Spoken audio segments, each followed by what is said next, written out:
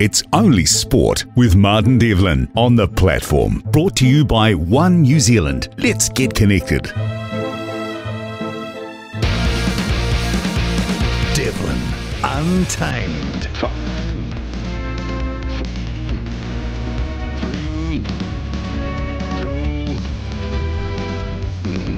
The platform. Hi, it's Only Sport. Martin Devlin, Lachlan War. Welcome to the podcast highlights of our show today, which is 1 till 4 live on the platform, Monday through Friday. Obviously, a lot of attention on the All Blacks. We lost again to South Africa 4 in a row, and we were all over this like they are over us right now.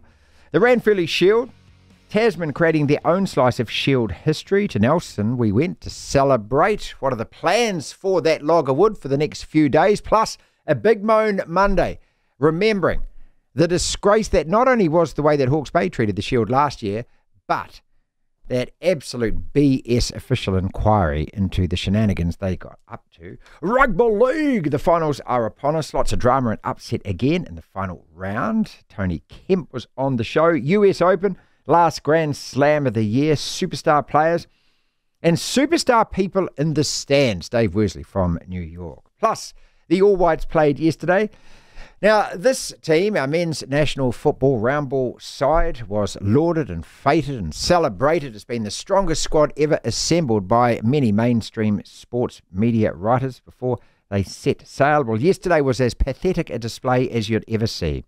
It was watching the White Ferns playing football. All of that on the show today. Plus, top 5, glass half full. We took plenty of calls and contributions. Began the show the same way every day, which was tablets in hand, gather my flock. It is time for a sermon. So, what about them All Blacks, Razor? Let's go to the mountaintop. We live in an amazing, amazing world, and it's wasted on the crappiest generation of just spoiled idiots. Now what? Another test loss for the All Blacks, and just like last week, we simply aren't good enough. Not good enough when it counts. This week, we couldn't score a try. Once again, for the 5th time this year in 7 tests, we were unable to score in the last 20 minutes. We lose our heads. There's no calmness. There's no composure. We don't seem to know what we're doing. And we are unable to close out a close contest. Forget the Fiji test because that was a promotional training run. The real record for Coach Razor is played 6, won 3, lost 3. And so the honeymoon is officially over. What has Scott Robertson actually brought to this side? Are we better at all in any way than we were last year? Has he improved these players either individually or collectively? And the clear and obvious answer to those questions is no. We look like we did in 1998 when we lost 5 tests in a single year. We look as bumbly and stumbly and clumsy as we did in 2009 when we lost 5 tests in a single year. Some of our players are world class, and I could name about 8 of them yesterday who I thought were excellent, starting with Cody Taylor. But there's a huge swathe of this squad who are simply not good enough. They are not quality test match All Blacks. And whatever Midas touch we may have expected from Super Rugby Super Coach, it just hasn't happened yet. Now, that's not to say it's not going to happen, but it hasn't happened yet. Oh, it's his first year in the job. Oh, give him time. Oh, he hasn't found his feet yet. Oh, it's a new team and new coaches. Enough. Enough of all of that. Those excuses no longer wash. He's had enough time. Him and his 8 other coaches have had plenty of time with this group already. This side of ours is okay. We're not bad, but neither are we excellent. In fact, far from it. And that is what we expect and demand from the All Blacks. Not average, not above average, but excellence. And 3 losses from 6 major test matches is poor. It really is. There's no other word to describe it. Blame the players then. Yes, of course. Our playing stocks right now are low. Maybe we need these guys playing overseas back. You know, the Mwangas, the Frizzels, whoever might be available and still of a standard to play. That's 15 losses now in the last 5 years. And most of this squad has been involved in most of those losses. This is the worst losing record of any All Black side. So it's very clear and obvious that the playing stocks are just not as good as they have been. For example, between the years 2011 and 2016. Our inability to score any points in the last 20 minutes is a real worry. Our lack of composure, inability to handle those pressure moments, complete lack of punch from the bench, Mackenzie's jittery, skittery play at first 5 and missing crucial kicks. This is not a great All Black side. And guess what, Razor? You're the coach. Fix it. Devlin. What do you want? We want information. Information. You won't get it. The Platform. Lachlan, what are the headlines? Sports news. Where to start? Plenty to get into. I'll start off with the All Blacks. Aside from that defeat, there's some news around Damien McKenzie, rumoured to be potentially heading off to France. He's being linked to French club La Rochelle. They're coached by former Ireland great. Well, he's not really a former great. He is an Ireland great. And Crusaders assistant coach, Roden O'Gara. He was a former Crusaders assistant. Wellington Fairs 5 Jackson Garden Bishop will get another shot at Super Rugby Pacific next year after signing a deal with Moana Pacifica. Across the ditch, a couple of former Wallabies players have voiced their fury at the national side's embarrassing and record defeat at the hands of Argentina, with ex-loose forward Stephen Hoyles describing it as humiliating. US Tennis Open, Italian Yannick Sinner has beaten Taylor Fritz in straight sets in the men's singles final, claiming his second Grand Slam title, both coming this year, of course, for the Italian. The Paralympic Games, paddler Peter Cowan has added one last flourish to the New Zealand medal collection at Paris, claiming bronze in the last event contested at the Mame Nautical Stadium. In total, New Zealand have finished with 9 medals, 1 gold, 4 silver and 4 bronze. Sticking with the Paralympics, this is quite an unfortunate story. Spanish marathon runner Elena Congost has been disqualified and denied a bronze medal for an error made metres from the finish line. She let go of her rope momentarily after her guide cramped up late in the race. Officials ruled that she broke the rules. Kiwi triathlete Hayden Wild has scored another win over arch-rival Alex Yee with a second consecutive Super Tri Series victory in London. And Test cricket is back for the Black Caps. They're in action against Afghanistan.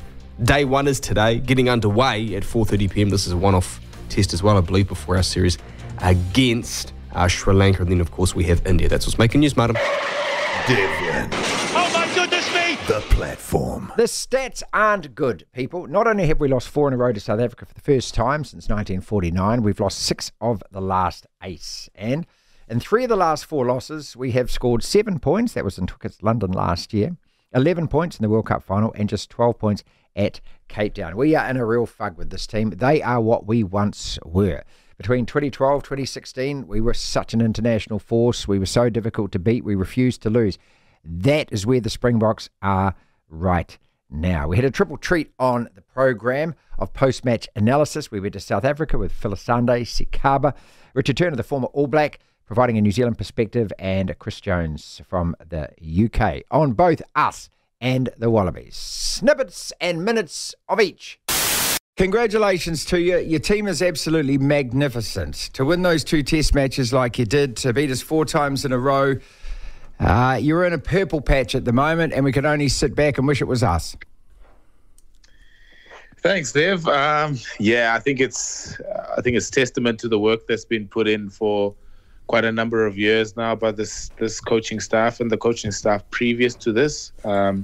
I think they've built a really good depth in South African rugby now that is able to reap the rewards of the hard work that's been done by the coaches. I think SA Rugby is also bought into the coaches' philosophy and style and making sure that they provide the resources for the coaches to be able to achieve this success. And I think that's ultimately been the silver lining in what has transpired, particularly the past 2 weekends where, it's been a great result against the All Blacks. Why are you so good? Why do you close out matches like that where we unravel at the end, but you guys seem to get calm and composed? I think it comes with experience now. I think this crop of players have the experience and the know-how to close off games. If you look at the benches that both Rassie Erasmus and his coaching staff have picked in the past 2 weekends, sort of indicates to the experience in the squad now. Having a guy like Eben Etzebeth coming on last weekend from the bench, and having that sort of impact and be able to close off games. Henry Pollard also coming on last weekend to come on and close out games. That talks to the experience that this coaching staff have been able to build in this Springbok group. And I think it's held us in great stead now. You know, we're able to close off games where previously, where a lack of experience would have left us a little bit vulnerable in those last 20 minutes. But now it's much better in terms of how they manage games, especially when they're in front, and they can also chase games when they're behind. It's a great point you make, and it's important, I think, for all of us in New Zealand to actually accept as well that when we were at our absolute pomp, which was 2011 through to 2016, we felt like we were unbeatable, but we actually won a lot of test matches there. They were very close. It's just that we won them all. Is that part of what, you know, we kind of cliche call a winning habit? Absolutely, and you got to create that winning habit. You know, you got to try and make sure that you aim to win every game, and that's comes with experience.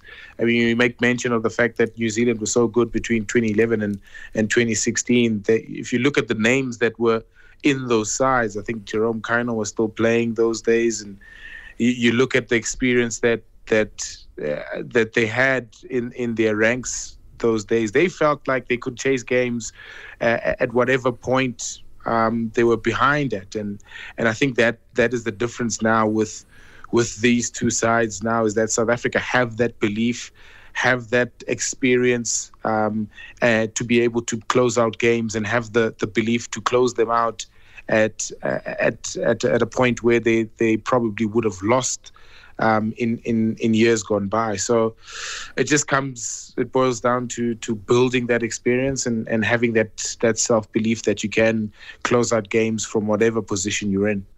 Phyllis Sakaba is with us from Super Sports, South Africa. Can you get better? How do you get better? There's always room for improvement, isn't it? Always, I think yes.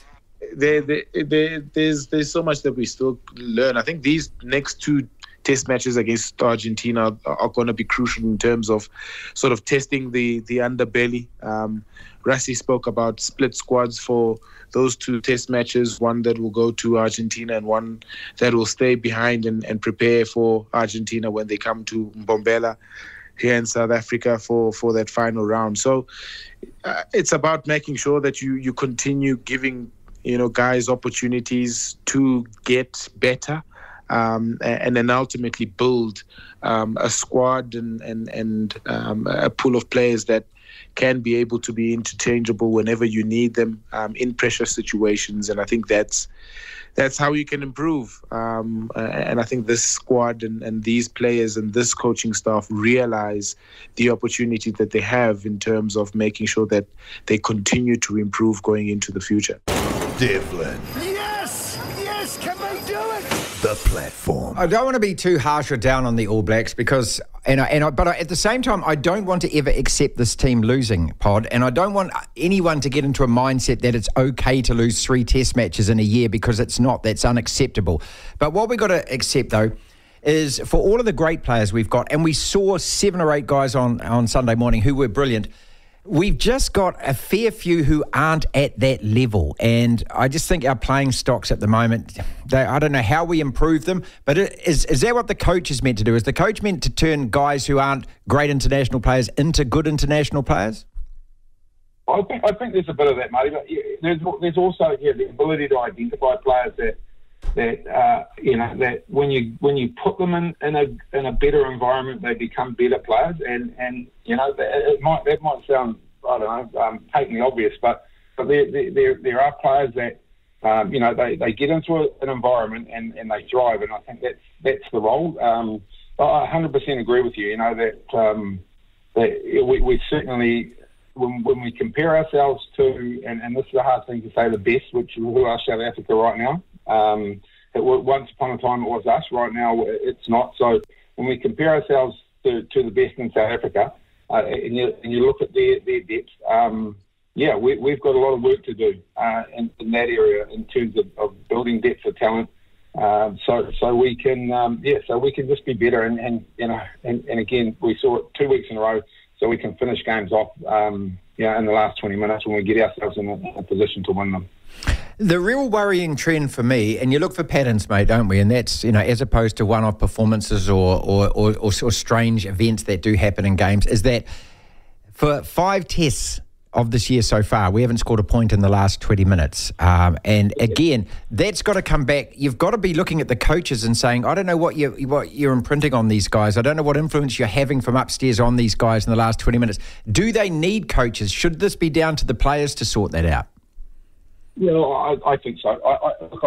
None of us are privy to the inner sanctum and the conversations that they have at that level. But yeah, certainly, from the outside looking in, for me, it's the coaches are all about the preparation, so getting them to a point where when they take the field, they're ready to go, and they understand what they're trying to achieve, and they go out there and they implement it. When they're out on the field, it's the leader's responsibility, and we've got a bloke with a C beside his name in Scott Barrett. But you always, all the rhetoric that comes out of the All Black environment, they talk about their senior leadership group. So it's easy to poke the finger at Scott Barrett individually, but the question mark for me is around senior leadership. So we've got a former All Black captain and team Kane out there in that environment. We've got Adi Savia, who's captain the All Blacks. So we're not lacking experience. We're not lacking leadership. It's just my question is what are the conversations they're having in that when they're out in the heat of the battle and trying to finish things off. And you're 100% right that the fact that we have failed to score a point in the last 20 minutes of a game for, what you say, four or five? Tests, yeah, 5 test matches. That's not only concerning, it's embarrassing. So are they a great Springbok side, or are they just great at winning? Or is that the same thing? Yes, right now it's the same thing. But, and again, I watched the game. I watched the game live, and then I'm not sure why I did it to myself, but I watched it again. I think it was in between. Yeah, it was in between NPC matches. And look, I tried to remain, and I was. I probably this comment's probably roasting to glasses, but I looked at it and I went, actually, you know what? There's a lot of good in there, and the good that is in there is the really hard stuff to get right. So you look at our tight five, our forward pack. I thought they were really good. I thought they made some adjustments under pressure early, which was concerning. And they made some adjustments, and then for me they became at a minimum they got back to parity, but they probably bested that South African pack in the end. And for me that's a massive foundation. If you haven't got that right, you're just not going to. We've got bigger problems, but.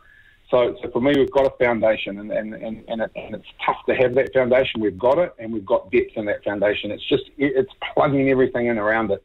Devlin. That is a disgusting act. The platform. News out of France that Damien McKenzie is in advanced talks over a deal that's going to see him play for the top 14 side La Rochelle for the rest of the season. Absolutely. It's a very strong story coming out of France. He would be joining Ronan O'Gara's team. So if anybody can possibly teach him how to become a really good, commanding outside half with a real understanding of tactics and how to win a game in the last 20 minutes, it's probably Ronan. So you never know. This might be the most important move of his career. And now we turn our attention to Razor. Is the honeymoon period over? We've got a mainstream media here, which, honestly, they're still, lighting candles on his birthday cake. But after 7 tests and 3 defeats and a familiar pattern where we can't close out games in the last 20, we lose our heads, and tactically we just don't seem to have a clue. I mean, this is where the influence of the coach comes through, doesn't it? Absolutely. And he's hung his hat on the guy you've mentioned already, McKenzie at 10. And you have to look at that last 20. Magazulu comes on, plays really well, grabs his opportunities against a 10 who just didn't seem to be able to drag his team over the line. And, the missed kicks were bad enough. Three misses, at this level, is not acceptable. And, at the end, he put up and under inside his own 22, which landed on the 22. And you thought, what on earth is he doing? And these sort of brain fades you can't have at the highest level. And I just think he needs probably just to go away to La Rochelle. Just go away and have a think about what sort of player he wants to be, because he shows flashes of the sort of player that you all hope he could be, this dynamic attacking player. But when the chips are down, and, it's we said last week that this is going to be a stick to beat you with in the coming weeks. This last 20 is just ridiculous. All Black teams were known for their ability to take a lead and then hold on to it, and if not, even build better on it. But they didn't let teams back into it. The South Africans, and they haven't played at their absolute best in those 2 matches, but they've managed to get the wins, just have this self-belief. And they have players like Etzebeth driving them forward with incredible performances. No wonder they're going to leave him behind when they go to Argentina. The bloke needs a rest. This South African team has beaten you without 10 players, which they haven't been able to play at all during the series. People like Kitsoff, Nakani, Faf de Klerk, R.G. Snyman, Lou Diega. And they still put together a team which believed it was going to win, even when they were down at half-time. They came out because they're very clear in the way they want to play. And what really struck me was the 2 tries they conceded. Khaleesi try, numbered up, fine. What was going to happen in defence? Communication is absolutely vital. You know what you're going to do. Okay, yeah, Kane took him low, great. That meant the outside man had to take him high. But no, Ricky had drifted too far, couldn't get back, and therefore the communication wasn't there. It should have been a 2-man tackle. It turned out to be a 1-man tackle. There's no way that Kane, doing what he was meant to do, which is take his legs away, was not helped by his outside tackler who wasn't there at a try. The second one was even more ridiculous. Severy's talking to the referee when he's the only person on the blind side defence. Oh, Michael Marcus just scored. Oh, what was I doing? Shouting at the referee. These are sort of decisions that top teams don't make. Because, we've seen in the South African scramble defence, instinctively, they know what they're doing, and they hit hard, they get up, they hit hard again, and they're all coordinated, and they're all communicating. And I just didn't see that. To hear the full interview, download the platform at the App Store. Via Platform Plus, you can go back and listen to the whole show and all of the interviews in full. We need to talk. Your favourite game, Lachlan? We need to talk. Your favourite game is what? What is more chance of happening? No, not today, it's not. I tell you what, I would say that or glass half full or any of the others. Full. But you'd say I'm wrong and change the game last minute. That's what you would do. Glass half full, glass half empty, we're playing. I'm going to call out a name. You tell me, what is your verdict? Cody Taylor. Well, glass half full. Thank you. I mean, he's getting old. But he was brilliant. Oh, he's brilliant, yeah. But it's not like, I don't want to do the Tamati Martin here and what Warriors fans have done with him this year. Go, Tamati's great. Oh, but he's like 29. Okay. We're not going to have him for very long. No, on the weekend, he was brilliant. He was fantastic. Yeah. He led from the front. Next! In actual fact, our tight 5. I'm going glass half full in our tight 5. I thought we were great. I thought we competed well. Yeah, but I think he was great. Tyrell Lomax then gave away a scrum penalty, which was a bit hard done by, and then the stupid arm out, taking the player off the ball. I mean, and it is that ill-disciplined. This is what I mean about Razor. This is you, pal. This comes back to you. You're the coach. No, that goes to Tyrell Lomax. He's old enough and experienced enough. I can't blame the players. The players have got Instagram accounts. The players do TikToks. I don't know if you're being serious there, but that's totally wrong. You can't blame Razor for that. That's Tyrell Lomax's fault. You're starting to sound like the way people treated Foz. You're doing that with Razor. I'm just highlighting what they did to Ian Foster every time I make a comment. You're doing the whole 2 wrongs make a right thing. Wallace Satiti at 6, glass half full, glass half empty. Wallace Satiti in general, glass half full. At 6, he played well. I don't know if he's a long-term option at 6 because it's not his natural position. I love the old school. Your 6 is tall and big and bruising and nasty. I like that. Yeah, I think that. Again, the loose forward trio was good. I actually liked our 8, and I thought Tupu Vai. Good. I tell you what, that's 3 straight tests now. Indeed. That he's played well. Welcome to the All Blacks, Tupu Vai. Next! Talia and Reese on the wings. Glass half empty. Okay. Talia, middle. He didn't do anything wrong, but he didn't really do anything. He cut in field a lot. He just cuts inside. Yeah, you know why he cuts inside? Caleb didn't do it as much last week because Caleb has a lot of pace, more than Talia. So that's the difference. That was one of the key differences I noticed. As for Sevu Reece, Sevu, no. get yourself an overseas contract, mate. Oh, no, he's good, but he had a really poor game. Really poor game. Glass half full, glass half empty. Your boy, Damien McKenzie. He's not my boy. Why are you saying he's my... Anyone you don't like is all of a sudden someone else's boy. Your boy, who you just can't stop pumping the tyres up and telling us he's the best first five that has ever played international rugby. I never said that. My concerns about Damien McKenzie at first five before the All Black season started have all come to fruition. That I said I did not believe he was capable of controlling a key test match in the last 15 to 20 minutes, and that penalty miss, inexcusable on 72 minutes. Agreed. He could have thrown that over. Now, that wouldn't have won us the test, but it would have because that would have put us ahead. Yeah. Did we lead that test at any point? Did we kick the first penalty, we were maybe? up 9-3 at half-time. No, we weren't. We were. Was it 9-3 at half-time? I don't believe you, actually. I'm going to double-check that. I don't think What game were you watching? Let me double-check. Okay, now here is when the younger generation swallow their pride. I'm not saying you're wrong. I'm pretty sure you're wrong. Dear old man, you are right. I don't think... I thought we were... Say, dear old man, you are right. We didn't have a 6-point lead at half. Say, dear old man, you are right. Repeat after me.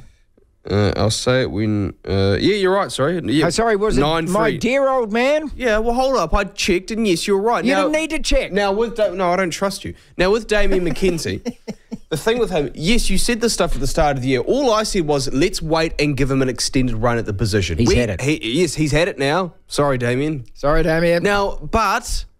Who do you put in at first five? That's not the question. No, the this is the thing. You've done this a lot. You've done this a lot when you're complaining about the standard of players. It's not my job to select the team, mate. No, but apparently it's your job to drop all the players. Yeah. So you're criticising players. That's a well and fine aim too. But who are you going to put in that position? Your boy, Harry Plummer. I do like Harry Plummer. He doesn't solve our issues. He's a good young player, but he doesn't solve our issues. Glass half full, glass half empty. Our new attack coaches, Scott Hansen and Tamati Allison. Glass half full. Because what we have done the last two games is when we've had the ball, the one thing that infuriated me the most during the two England tests was that we had these structured plays where we would pass it out, would have these dummy runners like it was rugby league, pass it further back, but the rush defence would just push up and we'd lose 10 metres. I don't think we look like scoring a try in that game. What we've done the last 2 weeks is that we have been a bit more heads up. We've been less structured. We've seen what the defence is giving us, and then we've thrown a lot of dummies, little pop passes. We haven't actually fallen for that and stuck to our plays. We've actually seen what's in front of us and adapted. We did look like scoring, but when it came to actually converting those opportunities close to their try line, whether that's the wingers, which the wingers were different, and I think that played a big part, we just didn't have that, I don't know, that skill in finishing off the moves. That was the difference. Oh, I think I won that one about 7-2, as a matter of fact. We'll have round two. You didn't. Moan. I'm moaning all the time. Oh, it's Monday. I got a moan on, all right. And this is a retro moan. The Ranfurly Shield. What a cracking game that was, Hawke's Bay, Tasman. A brilliant, thrilling finish. Tasman-worthy winners are now creating their own proud piece of Shield history. And what a great troll it was yesterday, putting a can of Coke on that Ranfurly Shield and sending that photo to Hawke's Bay. As good a challenge and defence as you'll see from the Bay, but a brilliant win and a brilliant way to win for Tasman. But as I was watching, and I saw the log of water on the sideline, I couldn't help but be dragged back into that utter BS we were told and sold last year after the Hawke's Bay players damaged the Shield and disgraced themselves in the game with their post-match party antics, which was so conveniently swept under the carpet by an official New Zealand rugby review. With the trophy snapped in half and pictures put on social media of white powder made to look like lines of drugs cut, ready for snorting all over it, the official investigation concluded that the Shield was, get this, accidentally dropped off a kitchen bench, causing it to perfectly split in two, then the plaster of Paris inside just remarkably spilt out to form what we all think were lines of drugs ready to snort. And this was all done, not by any of the players, but some random dude that none of them knew or had ever met, who just suddenly turned up to the post-match party, broke the thing, then carved out the lines as some sort of a prank. Because that's what you do. That's what guys do. And then they take photos and they plaster it all over social media, because that's what they do, these guys. They're so hilarious. They're so funny. And no, they didn't break it by being drunken dickheads. And no, they weren't snorting drugs off it. It was just all part of a big funny fairy tale. And no, none of the players were ever drug tested. And no, the powder wasn't ever drug tested because it had been cleaned off the shield before the inquiry began. And we're meant to believe all this BS? They do an official inquiry and come to the most ridiculously unbelievable, not at all real conclusion, and we're all meant to buy it? And it still makes me angry, which is what I'm moaning about, that this is the way New Zealand rugby treat us, the public. That we are stupid. That we are idiots.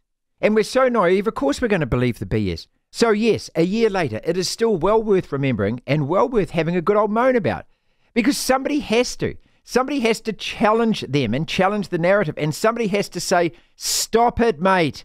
None of us believe a word of this. That was and still is an absolute classic example of what New Zealand rugby actually think of us, their fans, their public. And don't ever forget about it. They think we are a bunch of morons and they treat us like idiots. Devlin.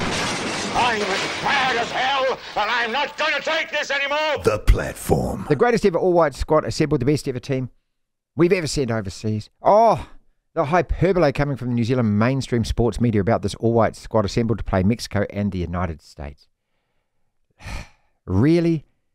This side wouldn't last a minute with the 2010 side. Yesterday against Mexico was a thorough embarrassment. And it's not just because we're outclassed. I mean, they're a side ranked so many more places ahead of us. And yes, they were always going to beat us. But to lose like that, it was a glorified training run. And there's no physicality. We didn't compete for the ball. We shied away from it. We were a step behind chasing goal. Honestly, it was, shameful.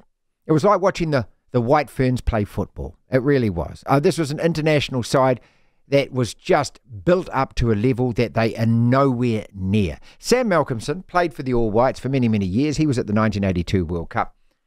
And he's pretty scathing about what he saw. Sam, that was terribly disappointing. This team heralded in some quarters, which is a bit over the top, as the greatest side ever put together by New Zealand football. I was embarrassed by watching that yesterday. Yeah, I'm a wee bit like you. First of all, I don't know the purpose of the game, and the system they played was really unbelievable, considering we're playing a team in the top 20 in the world and we're 94th. It was. I'm like you, very disappointed. I know that, they're a country of 100 million or something. That football's their national sport. I get all of that. But our guys are playing, several of them, in top professional leagues around the world. A couple of them have played Champions League football. There's no excuse for being half a step behind the ball, and there's just no excuse for losing possession, not being able to keep and retain the ball.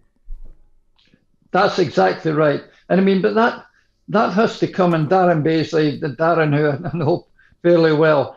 The setup, the system, Martin, we're playing 94th in the world. We're going out to play Mexico in searing heats, and we play 4-2-3-1.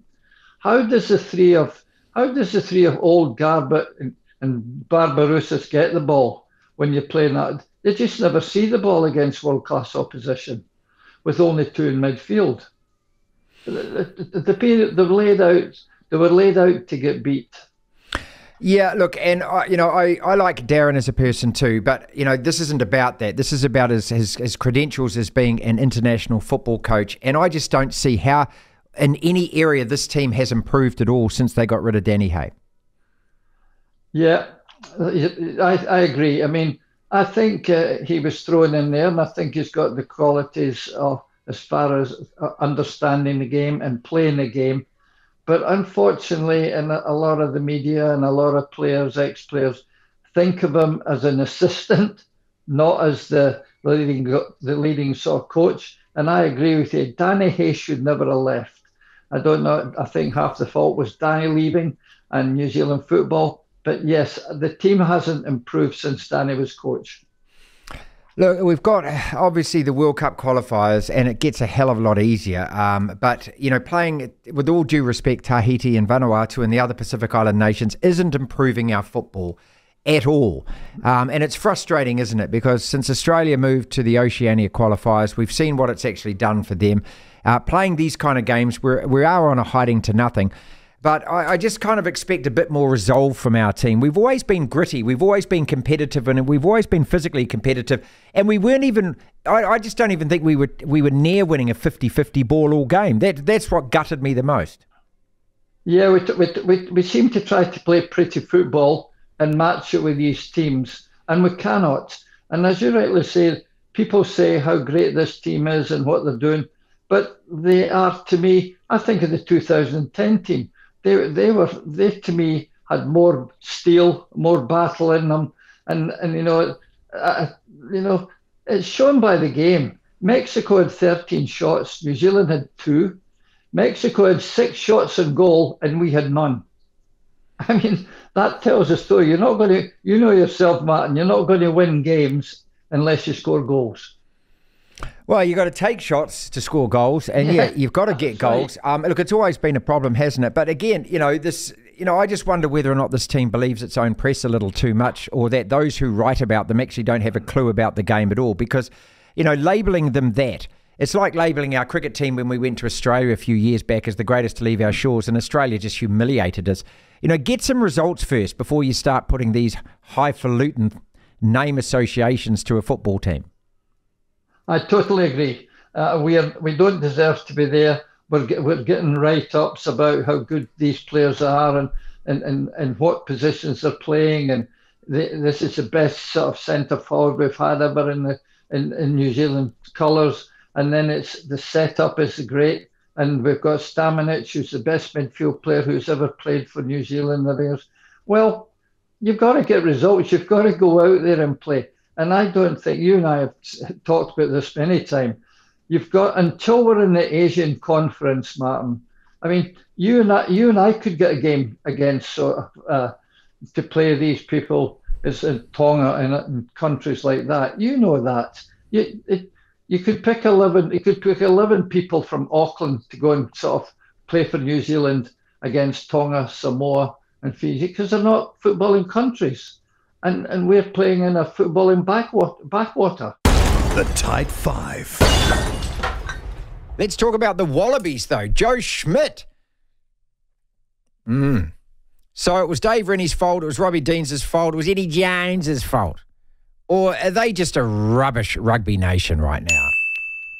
Cristiano Ronaldo just scored his 132nd international goal. His 901st first-class goal, Lachlan. Are you impressed?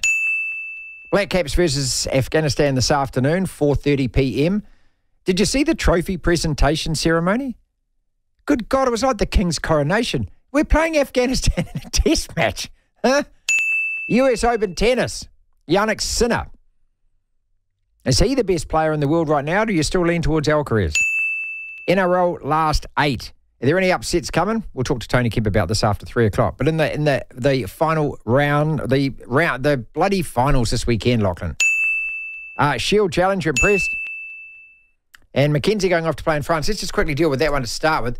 I think this is the best thing that could happen to him. Do you? If he's serious about being the All Blacks' first 5, and I'm not writing him off yet, but my concerns at the start of the year have come to fruition that he doesn't have the experience or the game nous or the management, hasn't played enough quality games under pressure to fulfill that role for us just yet. He has failed us. And that's not to blame him or to heap everything on him, but it's just the truth. He's a 6 out of 10 as an All Black first 5, and we need a 9 out of 10. First and foremost, you've got to kick your goals. And he missed 3. And we would have won the game if he'd got those kicks. And we would have won the previous week if he'd got his kicks. So I just think that it is better that he goes and learns how to play under pressure, where guess what happens when you don't play well in the French top 14, Lachlan? Yeah, it's a different beast up there. Crowd boo you is what they do. And the opposing fans boo you too. They don't go, oh, Damien, do a TikTok for me. And it's multiple It's not New Zealand. As well. That's it. You play 30 hard-ass games a year. You have your domestic or your country's main comp, especially for these bigger clubs, and La Rochelle's certainly one of them, and then you have your Champions Cup, so a Champions League version of rugby, essentially. And you play a lot, and you play against the best players in the world. As Julian Savia quickly learned. Yeah. You know? And it ain't that much fun up there if things aren't going well. It'll be good for him. I tell you what, time's not on his side, because he's older than me. Like, I'm 26. Is he older than me, actually? Damien McKenzie might be my age. He's 29. Okay. Can't learn your trade in an All Black jersey, Well, mate. by the time, if he does that, and let's say he's only there for a short period of time and he's back for the All Blacks next year, that means he's 30. Yeah, that'll do. He could be 32 at the World Cup. I'm happy with that, but he needs the experience. Wallabies under Joe Schmidt, they were leading 20-3. I turned it on at half-time. I think it was 20-19 or 20 to 17. 20 to 17 or something like that, yeah. And then just sat there laughing. It actually took my mind off our loss watching them and just thought, my God, I have never seen an international side as pathetic. And then I watched the All Whites. But, you know. What a day. What a day. But that Wallaby side is a disgrace. An absolute disgrace. So is it Joe Schmidt's fault? Because he's a good coach. Well, given how much coaches have been blamed. I mean, geez, it started with Wayne Pivac, really, when he got sacked by Wales. Yeah. Then around the same time, people were calling for Ian Foster's head. And then Eddie Jones got thrown into the Australian side and Dave Reddy got sacked. But Steve Borthwick got put into They England. beat Argentina I know, they in beat La them. Plata last week. Wow, they stole that game. Okay, but they still won it. They are a team because, remember, under Dave Reddy at the end of 2022, they played Ireland and France, and in both games, they only lost by a little bit, and I think both games they got a yellow card or might have even got a red card in one of them. They played really, really well. And then to end their tour, their Northern tour, they lost to Italy. And then Dave Reddy lost his job in January. Right. Yeah, you're but they right. played really well. They're a strange side, the Wallabies. And they've done this really ever since Michael Cheika was their coach. Maybe they even did it before then. Maybe my memory's failing me here. But they are a team who, on their day, when their tails are up, they are so hard to beat. And maybe it's the cockiness and the arrogance that comes with Australian athletes, but they can never back it up week on week on week. They fall away and suffer these horrendous. Remember they lost to Samoa ahead of the 2011 World Cup, you know? And then they got to the semis, and they probably should have been in the final.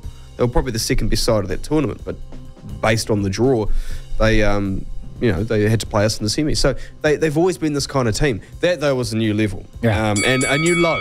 And there's no way you can blame Joe Schmidt because this will be the third or fourth coach that you're blaming now, if you're a Wallabies rugby fan. Black Caps versus Afghanistan this afternoon. This has been played in India. It's at UAE, isn't it? It's in Greater Noida. Or is that India? Hold up. Okay. I thought it was in there because whenever Afghanistan play, it's always in the UAE. Okay, all right. Greater Noida Sports Complex. Oh, it is in India. No, you're right. My apologies. Uttar Pradesh, it is where it is, or Uttar Pradesh. Are we going to win this? I think so. Did we have a warm-up match? Probably not. Did the players arrive there after having a holiday, or were they committed to arrive there in time to prepare and train properly? I can give you the win probability if you want. Give me that, Lachlan. 44% draw, 49% New Zealand win, which means that it's a 7% chance that Afghanistan win this. We've got to win this one. Come on. 4:30 this afternoon. Why would Google lie? US Open. What was more impressive, the tennis or those watching? Because the lineup of stars that were there today, we're going to talk to Dave Wesley about this. Honestly, it is a red carpet job, isn't it? Well, you're not feeling too good about yourself if you're Morgan Riddle? Yeah. Riddle? Yeah. Taylor Fritz's girlfriend, because Taylor Swift took all the... Taylor wasn't the most famous Taylor, even though he was playing the final. No. The one watching. Well, his missus wasn't the most famous wag That was there the either. other thing as well. You see, I found it greatly amusing during the semi-final between him and Tiafoe that the two women the camera guy kept flashing to in the crowd, I was thinking, what, have they got tennis rackets in their hand? Because I haven't seen any of them serve yet. And all he did was flash to Taylor Fritz's girlfriend, Morgan Riddle, the influencer. The influencer. How do you get to become an influencer? But the thing is, she hasn't become a good-looking girl with bubbies and put them out a lot on social media. That's how you do it. She hasn't even... Like, she's not... I don't think she's a huge deal. Tell me what else. How do you... What other qualification is there for being an influencer, apart from being a really good-looking woman? That's it. Oh, okay. Sorry, stupid me. So that's literally just... Okay, all right. If you're attractive, you take nice photos. You've got certain body parts that are appealing objectively. Yeah. Who's that golfer that we always... Paige Spiranek. Okay, we don't always look. Come on. I'm just saying. But I mean, we looked at her once. She is brilliant. Paige Spiranek, look her up. Because she is shameless about what she sells. Yeah. And it's very obvious what she sells. Okay? Just search her up. Yeah. Don't look it up at work. Shield Challenge. Great text in here. Martin, I was so impressed with that young man who stepped up and nailed the winning 50-metre kick for Tasman. Imagine the pressure on him. He looked confident, maintained his composure and technique. Take note, Chanel Harris-Tavita. And Damien McKenzie. Yeah. Brilliant, wasn't it? To, a 47-metre kick, and it absolutely sailed through. And you could see... I was on an angle, so that would have been about 50 metres. 50 metres. You could tell, okay. But also a cracking game because they had a good lead, Tasman, and Hawke's Bay, as you'd expect, come back and they defended the Ranfurly Shield with ferocity and courage. And I thought elevated it in terms of the history aspect, despite the fact that they were disgraceful with the way they treated it when they were celebrating last year. Yeah, I think we're public enemy number one. Well, in NPC not rugby. you. But the team. But that random guy that arrived at the party, the big boy who took my bike and he put the thing and he smashed the thing and he put drugs all over it and then he went away and no one knew who he was, Lachlan. Now, Hawke's Bay did a very good job of holding the ball with about a minute and a half to go and just working through phases. And it was literally as the clock hit 80 minutes that Tasman got the penalty. Yeah. It was brilliant. And to be fair, they were the better side as well. How Hawke's Bay came back and took the lead in that game was because the Tasman goal kicker missed two very makeable conversions, which pretty much gave Two to go, and then Chris Jones will join us. We'll talk some tennis as well and just berate the All Whites for an abject, embarrassing effort against Mexico. It's like you expect the All Whites to get a result against Mexico. Well, no, I expect them to be better than that, and I expect them to actually physically compete for the ball, not to play like a bunch of fraidy cats. Okay? That's all I expect. I don't expect the New Zealand football team to ever be any good or competitive on the international stage because, we're not. But what I do expect us to at least show some ticker. Cristiano just scored his 132nd international goal, 901st. Roy Keane says there is no better player in the world in the box than scoring goals. No, shut 901 goals, mate. Well, good for how many of those have come in Saudi Arabia? As soon as he went over to Al Nassr, whoever he plays for, I just don't care about Cristiano what anymore. about the other 850, 60 goals no, he's done scored? well, but I mean, 132 international goals. I just don't If he really played care. for you, you would have liked him. I liked it before he went to Saudi Arabia. I hated that he did that. No, seriously, I hated that he did that. I hated that he took that money, went to a country that it's the same as the World Cup going to Qatar. It's the same as the Live Golfers. I don't think there's anything different, by the way. You ridicule the guys who took the money to go play Live Golf, and yet you don't do that for Cristiano. I love Cristiano. I wear his underpants, mate. Tasman winning the Ranfurly Shield for the very first time. Of course, Marlborough had it in 1973. Yep. But this is Tasman, the combined unions of Nelson Bays and Marlborough. And what a brilliant finish it was. Who said the Shield is no longer what it once was? Well, for me, my generation, anyone that knows any of the history of this glorious trophy, you could just see the delight, what it meant to the players on the weekend after Hawke's Bay. Yeah, they had a hell of a tenure. And they fought to the very last minute. It was a great finish to the game. And now Nelson and Marlborough get to celebrate. Mayor Nick Smith joined us out of Nelson City. Mayor Smith, the Ranfurly Shield's in town. Yeah, the party has just begun. An extraordinary weekend in the history of sport and rugby in Nelson. We're very proud of the fact that the very first rugby game in New Zealand was played back in 1870, but we've always felt hard done by that we've never been able to get our hands onto the log of wood. And so the atmosphere both on Saturday night at McLean Park in Napier and party time since in Nelson has been an extraordinary chapter in the history of our city and region. So for the young folk who perhaps aren't embedded in this trophy as what our generations are, what are the plans over the next few weeks while you've got this thing and hopefully continue to hold it? How many schools you're going to go visit, that kind of thing? You're getting up my nose saying a few weeks. You mean years that we will hold the Shield. No, we had a wonderful celebration. I was privileged to travel with the team back from Napier doing the delivery of the log of wood. Massive crowd at Nelson Airport to welcome our captain, Clinton, and the team. And then we had a huge event on the church steps of Nelson yesterday afternoon. The Shield is travelling across to our partners in Marlborough. Of course, the Red Devils, Marlborough, won the Ranfurly Shield back in 1973 and were successful with a further 6 defences, but a big celebration across the hill today at 3 o'clock. And then the Shield is being taken to Motueka, over to Golden Bay, where some of the team members are from. And, of course, we've got defence at Lansdowne Park in Blenheim next Sunday against Wellington. A fortnight later, we have to defend the Shield against Auckland and Taranaki. So the focus is very quickly shifting to make sure, having won it, that we hang on to it. So sharing it between the two, because of course, as you say, Marlborough, have got some history there. Proud it is, and then Nelson Bays hadn't had it, but now you are Tasman. Do you what? Who gets to keep it over the next week? Do you get days each, or how does it work? Oh, look, it's a real inspiration that in 2005, the Nelson Bays Rugby Union and the Marlborough Rugby Union united to form Tasman. It had its difficult years early on, but the success at the weekend with the Ranfurly Shield and the Marco have just built a wonderful team culture. Now, the relationship between Marlborough and Nelson is strong. We'll be sharing the celebrations just in the same way as which we share the games, and there will be a ripper party going on in Blenheim today, this afternoon. Look out! The captain's away! The Rugby League Hour, brought to you by Microbiome Solutions Limited, makers of Effluix, the new way to clean up dairy effluent and wastewater while increasing the fertiliser value of your irrigation in one easy step. Visit microbio.co.nz for more. Strong, powerful, try! Kempy, we always begin on 6 again, mate. 6 questions, and you answer them quick fire. Here they go. Is that Bob-I Benji? No. 60 points, mate. How can you not sack him after that?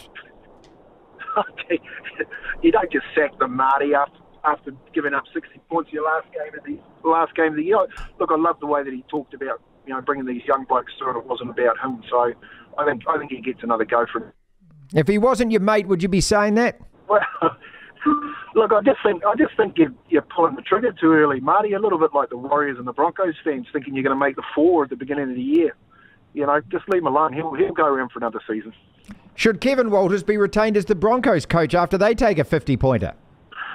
Well, that's probably the more appropriate question, Marty. Like you go 15 minutes from a grand final win to getting kicked out of the top 8 and not making it the very following year. So there's a lot of water to go under the bridge there. I think we might see some action over the next few weeks about Kiwi Walters and his stay at the Broncos. Are the Cowboys the new danger team in these upcoming finals, given what they did to the Dogs? They did look good, I have to say that, but so did Melbourne against the Broncos and Penrith without Nathan Cleary. I still think they're the 2 benchmark teams to beat. But, right at the beginning of the year, everyone said that the Cowboys, if they can put it together on the day, they could go out there and really cause a bit of a shake-up. They look good, Marty, but I still think the top 2 are the 2 teams there are really hard to beat. Should anyone feel sorry for the Raiders, or is it just too little too late? Their last 3 games, they beat Penrith, the Roosters, St George, and they fail on points differential. Well, Ricky Stewart gets to go around again, doesn't he? His big red at the front row plays such a good game and gets the win for them. And, we talked about it coming down to the end of the season and teams fighting it out right to the end. And you would have thought that Newcastle Dolphins game with the lack of points that was scored, Canberra were probably still rubbing their hands together thinking that they might get a chance to play another week in the finals. But I'd be disappointed if I was Ricky Stewart. I think Canberra, when you're looking at Joseph Tarpany and some of the players that he has at his disposal, he should be better than finishing at the back end of the 8. Which side is the real Bulldogs? The one that won 5 in a row and had everyone talking that they could be the surprise package, or the one that just got dicked by the Cowboys? Interesting, Marty?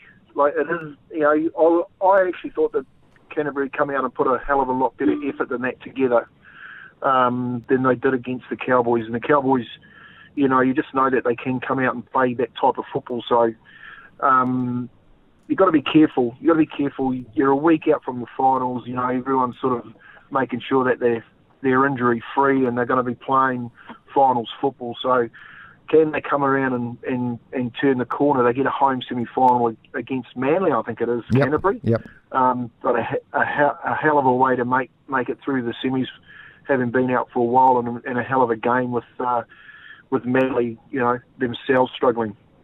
Are you still sleeping on the Sharks? Can they win a finals game? Well, man, I didn't pick the Sharks to win. Put it that way. Not the way that they won either, Marty. So it's a bit of a conundrum, isn't it? Like he finally gets through there, Craig Fitzgibbons. But does he get them through the first round of the semis? Balls an upset and go through to a final? I can't see it. All right then, Storm, Panthers, Roosters, Sharks, Cowboys, Dogs, Eagles and Knights. There's your top 8. Do we need to talk about anyone below that, or is it gone and it's just excuse time and we can make plenty of them for all the other teams? Is it relevant or not? Oh, talk about teams below the 8, Marty. I'm not too sure. I don't think you can talk to anyone about the 8, especially teams that didn't make it. They've had every chance to make it this year, given the competition and how close it's been. I think there's a lot to be played out in the coming weeks. We talked a little bit about the Broncos, and of course the Warriors. They finished in the top 4 last year too, and ended up having a pretty ordinary season. But it's all about the 8. You've got Canterbury in there for the first time. The Cowboys, they fight their way back into it. Can Manly do it without Trebojevic? Melbourne and Penrith, does Cleary come back? Is that shoulder okay? There's so many good stories that I'm pretty sure the NRL will be working on over the next few weeks to make everyone excited about watching it. But like we always say every year, Marty, no one cares about the season starting. They always care about this coming week and the first week of semis and what's actually going to play out. I actually think it's going to play out how we all thought. I think Melbourne and Penrith will get a week off after this weekend, and the rest of the teams that fight their way through it to get them in the final. I can't see these two being disrupted. I think it's going to be a Penrith-Melbourne final. After the weekend, I can't see it going any other way. The only other way it goes elsewhere is if Penrith actually lose Cleary and lose Luai, because Luai's been absolutely outstanding for Penrith over the last few weeks. So, all but a couple of injuries, I'm picking a Melbourne and a Penrith final. To hear the full interview, download the platform at the App Store. Via Platform Plus, you can go back and listen to the whole show and all of the interviews in full.